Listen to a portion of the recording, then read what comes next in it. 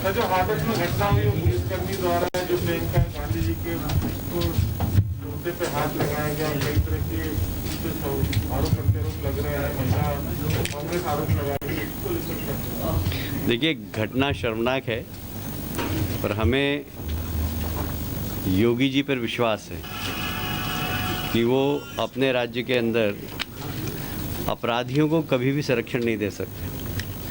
और हमने उनके पिछले कार्यकालों में देखा है कि उन्होंने जब भी कोई अपराध हुआ तो कड़ी से कड़ी कार्रवाई की है, और इसलिए इसको राजनीतिक मुद्दा नहीं बनाना चाहिए। यदि कोई घटना हो जाती है तो उसमें सरकार की भूमिका क्या है, इस पे जरूर ध्यान देना चाहिए। शासन और प्रशासन दो हिस्से होते हैं सरकार के अंदर। शासन की मंशा बहुत साफ है कि अपराधियों को नहीं छोड़ा जाए, और प्रशासन से अगर गलती हो जाती है तो उसको भी दंडित किया जाता है, जिस प्रकार कुछ पुलिस अधिकारियों के खिलाफ कार्रवाई हुई है।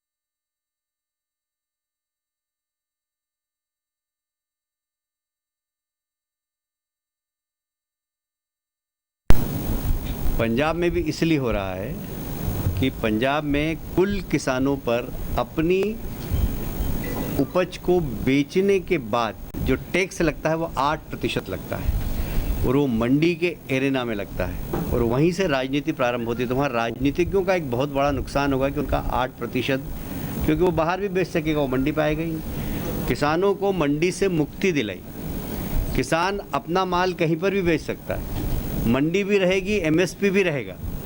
यदि उसको उसकी प्राथमिकता है कि एमएसपी में मुझे मंडी में बेचना तो बेच सकता है, पर यदि उसको उज्जैन का कोई किसान है और नीरज बाबू ने बुला लिया कि भाई मैं तुम्हारे पूरा सामान खरीदूंगा, एमएसपी 3000 की, मैं आपको 3200 दूंगा, तो नीरज जी के आके बेच देगा, उसको कोई टैक्स नहीं लगेगा, एक नया पैसा टैक्स नहीं लगेगा। तो टैक्स के एरिने से किसानों को बाहर निकाला है, किसानों को चारों तरफ उसमें लाभ ही लाभ है, कहीं पर भी हानि नहीं। और इसलिए जो लोग भी इस बिल का विरोध कर रहे हैं वो किसान हितैषी नहीं है, वो सिर्फ राजनीति कर रहे हैं, वो देश के हित में नहीं सोच रहे। मेरा सीधा आरोप। मेरा ऐसा मानना है कि कृषि बिल को लोग पढ़ें, समझें, उसके बाद उस पर प्रतिक्रिया व्यक्त करें। मैंने उसको तीनों बिलों को बहुत बारीकी से अध्ययन किया है, बहुत बारीकी से अध्ययन किया है, और मैं बहुत दावे से कह सकता हूँ, बहुत जवाबदारी से कह सकता हूँ कि जो इस बिल का विरोध कर रहा है वो किसानों का हितैषी नहीं है, चाहे वो कोई भी हो, क्योंकि यह किसानों की आमदनी को दुगना करने का एक बहुत बड़ा साधन है, पहली बात। दूसरी बात, कृषि के अंदर बाहर का इन्वेस्टमेंट आए, आधुनिक खेती हो, इसका एक बहुत बड़ा इस बिल के अंदर प्रावधान है। तीसरी बात, जितने भी कॉन्ट्रैक्ट फार्मिंग के नियम बने उसमें पूरा लाभ किसान को मिले। चौथी बात, कांग्रेस जिस प्रकार दिग्भ्रमित कर रही कि किसानों की जमीन चले जाएगी, कॉन्ट्रैक्ट फार्मिंग के अंदर जमीन का कॉन्ट्रैक्ट नहीं हो सकता, ये प्रावधान है। जमीन के ऊपर होने वाली फसल का ही कॉन्ट्रैक्ट हो सकता है, तो जमीन कैसे जाएगी? तो मेरा तो ऐसा मानना है कि जो इस प्रकार गलतफहमी फैला रहे हैं, राष्ट्रपति के हस्ताक्षर के बाद कोई अगर बिल बन जाता है उसके बाद उसको दुष्प्रचार करना,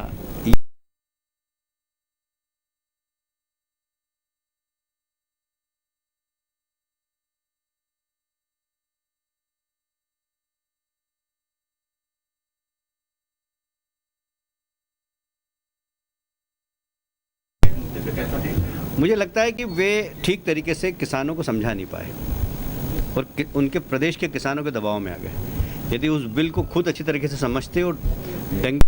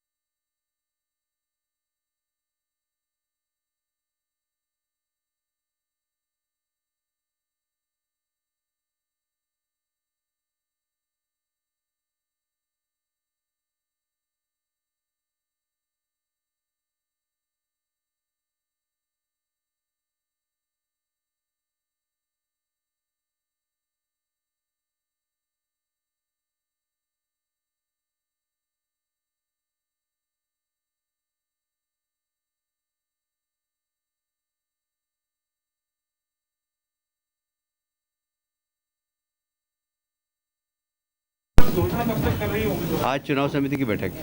अच्छा भाई, कमलनाथ ने तो कह दिया कि 30 दिन बाद हमारी फिर से सरकार बनेगी। उन्होंने अपने पोस्टर बैनर भी जारी कर दिए, दोबारा कांग्रेस की सरकार बनेगी 30 दिन बाद। देखिए क्या है कि इस उम्र में नींद नहीं आती, तो आदमी सपने देखता है तो अच्छा है, देखना चाहिए भाई, सपने देखने में कोई बुराई नहीं।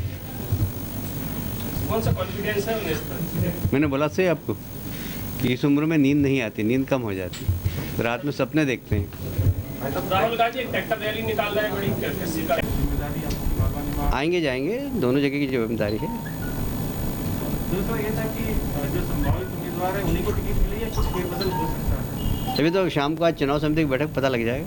क्या कोई असंतोष है जो कांग्रेस से भाजपा में ज्वाइन किए हैं? अभी 22 लोग के साथ में कुछ और नहीं होगा है, उसमें भाजपा के अंदर कोई असंतोष है? ऐसी खबरें आ रही हैं। पहले था, अब समाप्त हो गया, क्योंकि ये बात सही है कि लंबे समय तक जिस व्यक्ति के खिलाफ आप संघर्ष कर रहे हो वो आपके दल में आ जाए और आने के बाद उसके लिए आप काम करो, तो इसके लिए एक माइंडसेट तैयार करना पड़ता है। पर हमें समय बहुत मिला, कार्यकर्ताओं में थोड़ा असंतोष था, असंतोष समाप्त हो गया, सब कार्यकर्ता लग गए। लेकिन दीपक जोशी जैसे नेता अपना शक्ति प्रदर्शन करते हैं, गाड़ियों के साथ में भोपाल तक पहुँचते हैं, तो इससे क्या माना है? बोला गया था उनको कैसा करो, पार्टी हित में। ठीक है, थैंक यू।